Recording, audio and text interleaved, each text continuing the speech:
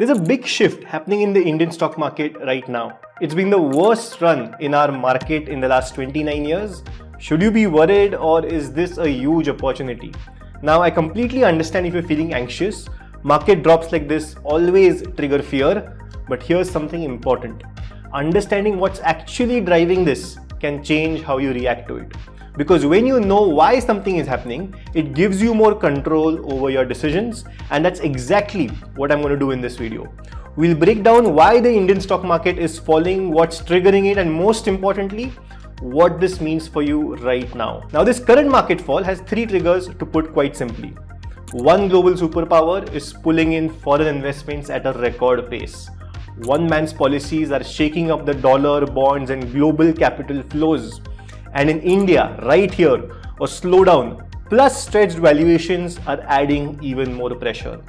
Now, these factors are moving trillions of dollars, and whether you panic or position yourself correctly right now depends on what you do with all this information.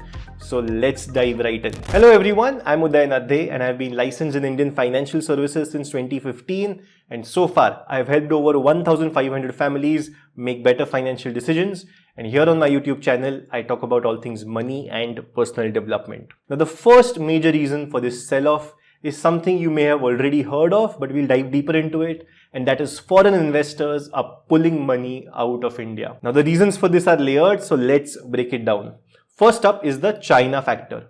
Something absolutely fundamentally changed in China in September 2024 when the Chinese government dropped a bombshell, an $800 billion plus economic stimulus package. Now, here's what's crazy, right? China announced this plan on 24th September 2024, and guess when the Indian market started declining? That very same week from 24th September 2024. Now, this is not a coincidence. Money moves fast and global investors made their decision instantly. For years, the Chinese stock market had been struggling, and this was influenced by a bunch of factors. A strict zero policy, a crumbling property market, and regulatory crackdowns on tech companies had made global investors stay away. But as soon as its government reversed policies, cut interest rates, and announced massive financial support, FIIs, that is foreign institutional investors, saw an opportunity they could not ignore. This stimulus package, called China's Great Reset, focused on 6 key sectors, which included technology manufacturing, that included further tax cuts and tax holidays. Just to give you an idea, the Chinese semiconductor sector has gone up by almost 50%, certain stocks within it, after this package was announced. And there are also benefits in other sectors as well, like property, renewables, consumer spending, and a lot of others. But it wasn't just really about this stimulus. China's stock market itself was a bargain buy. As of February 2025, China's Shanghai Stock Exchange had a P/E ratio of 14.33. Just for context, historically, China's stock market P peaked at 27.97 in April 2010 and hit a low of 9.59 in May 2014, meaning its current valuation is far from overheated. If you want to apply what I share here on YouTube to your own life and investing, check out my program, The Complete Guide to Mutual Fund Investing. It has all my years of experience of being licensed in Indian financial services since 2015. In it, I've covered topics like how you can select mutual funds to invest in, how to build your mutual fund portfolio, a much deeper dive than this particular video, what is an SWP and how to plan for your various goals, among other topics as well. The guide also has Excel tools like this one, where you just enter the goal that you have, the money that you require for it, and it automatically tells you, factoring in inflation, how much you need to invest per month from now onwards and which mutual funds to go for to save for that goal. Once you sign up for the guide, you'll also be part of our monthly live Q&A sessions where I answer all your doubts. To check out the program, go to the first link in the description and the pinned comment. And when this sell-off started, China's P/E ratio was much lower than India's, which at that time in September was in the mid-20s. For investors, this was the perfect combination. A country that was already undervalued suddenly becoming a liquidity-fueled growth machine. So from just being a risky bet a year ago, China went from being uninvestable to a bargain very, very quickly. And at the same time, India was losing attractiveness with high valuations, and there were also economic and corporate slowdowns in earnings, which I'll get to in just a bit. Now, this perfectly set up the sell India, buy China trend. But China's resurgence here wasn't the only factor at play.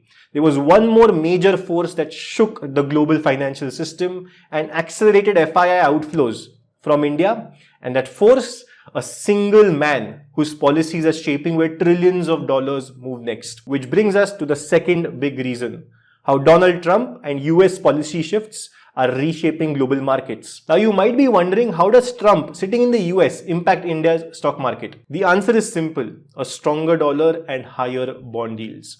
Let me explain this to you as to how and why this influences foreign investors wanting to move out of India. So imagine you are an investor yourself with 1 lakh to deploy, and you have two options. You can invest in US bonds, where you invest in US dollars and earn a very safe, virtually risk-free interest or a yield. And your second option is to invest in Indian stocks, where you convert your dollars to rupees and take market risk that comes with stock market investment. I'll break down both these choices with real numbers. So option 1, as I said, is investing in US bonds. If you have 1 lakh rupees to invest, which today at an exchange rate of about 87 converts to 1,148 US dollars. Now, US bonds currently are offering about 4.22% yield. So after 1 year, your investment grows to $1,197. But if the rupee weakens to 90 rupees per dollar, your investment is now worth 1,07,752. Now, if you think about it, suddenly that 4.22% return has become 7.7% because of a weaker rupee. Now, option 2 involves investing in the Indian stock market, right? Let's say that grows by 10% in the next 1 year. So your investment of 1 lakh has grown to 1,10,000 rupees. But here's where currency risk comes in. If the rupee stays stable, then your 1.1 lakhs is roughly equal to $1,263. But if the rupee depreciates to 90 per dollar, your 1,10,000 will be worth $1,222. So in USD terms, Indian stocks grew by 6.4%. Having said all of this, here even Indian stocks have given higher returns in this hypothetical situation than US bonds. But remember that US bonds are very, very secure and are essentially giving you a risk-free return. The difference between the returns of the Indian stock market and the US bond market is not large enough for foreign investors to justify the extra risk of investing in the Indian stock market. But that hasn't been happening, which brings me to the third reason that the Indian stock market has been falling since the end of September 2024. I touched upon earlier when I was comparing India to China, how the Indian market is more highly valued than China. But there's more to it than just valuation. High valuations were justifiable as long as earnings were growing fast and they were enough to support these valuations. And that is when things started to crack. Just to give you an idea, in the third quarter of financial year 25, Indian corporate revenue growth slowed to just 5.2% year on year, down from 6% in the third quarter of financial year 24. This is the weakest revenue growth in 5 years. The profits of Indian companies grew by 14% year on year, but this was still slower than 16.6% in the third quarter of FY24. Now, it's not as if the companies are not making money, they're still profitable, but it's just that the rate of growth has kind of slowed down, something that investors pay very close attention to. So to counter this slowdown, the Indian government has realized it. To counter it, the government and the RBI have taken multiple steps. I'll share the two big ones. First up, in the budget that just happened in February, there were new tax cuts introduced to boost middle class consumption, right? The new tax regime brackets were increased. And secondly, the RBI has started cutting interest rates to support borrowing and investments. So they believe that companies this way can borrow more money, spend that money to develop infrastructure, to develop more services, build more products, which eventually leads back into creating more jobs. And once more jobs are created, income goes up and consumption goes up, it all becomes cyclical. Now, I spoke about the valuation of the Indian stock market, but let me put that in context very quickly. Historically, the Nifty 50, which is India's top 50 stocks, their PE ratio has averaged around 22 to 23. At its peak in early 2021, the PE ratio had shot up to 40, one of the highest levels we have seen. But remember, that was right after COVID, so earnings had virtually vanished. But let's look at where we are right now. As of March 2025, the Nifty 50's PE ratio is around 20, which is a sharp correction from those peak valuations. Now let's put that in perspective here, right? So we are at about 20 right now. This is March 2025. And if you just look at when was the last time that the PE ratio was 20 or lower, you will see there is a small 1 month window here in June 2022 when it was lower.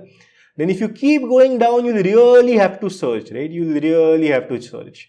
So if you look back at this about February 2016, and then we had about 20.3 back in April 2020. But remember, this was when the stock market had really taken a hit. It had fallen almost 40% right after the pandemic crash. So if you look at it, ever since 2016, we have very rarely been in the 20 territory, and we are there right now. In fact, the last time there were sustained P ratios of under 20 was before 2016. In fact, in 2014, 2013, 2012. So yes, right now the market has taken a hit. Yes, earnings have slowed down and foreign investors are pulling out money. But here's the thing. We are now looking at valuation levels that we haven't seen in years, in fact almost a decade. For long-term investors, these are the moments that create the biggest opportunities. Now historically, every time the Nifty has corrected to levels like this, it has been followed by strong rebounds. The levels that you saw in 2016, when the Nifty's P ratio had last dropped to under 20, the market surged over 30% in the next 2 years. Valuations aside, it's also important to know how the stock market has rebounded whenever it has fallen.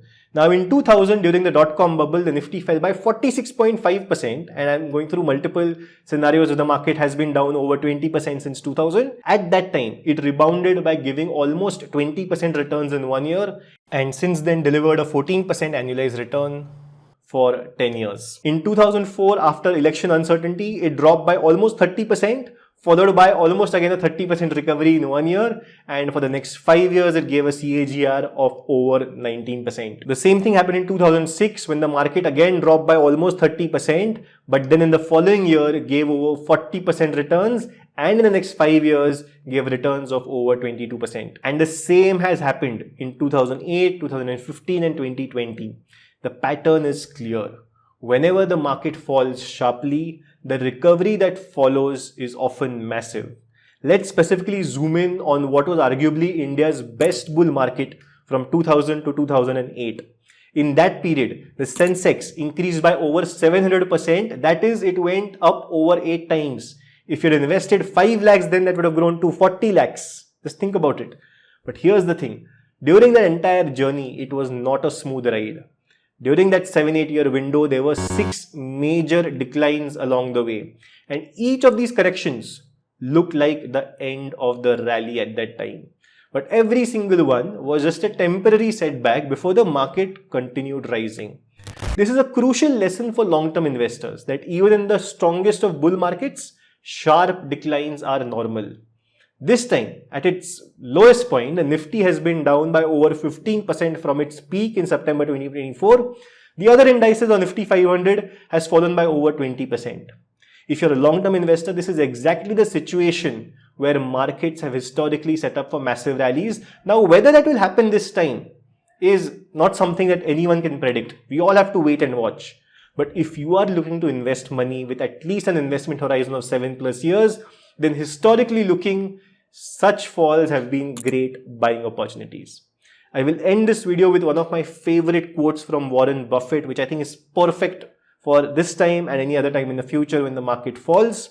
It goes something like, be fearful when others are greedy and be greedy when others are fearful. If you like this, then check this video out where I talk about how I'll build a lifelong portfolio using just 3 funds. In it, I don't just share fund names, but also share the logic and rationale of how to build a mutual fund portfolio, and I'll see you in the next one.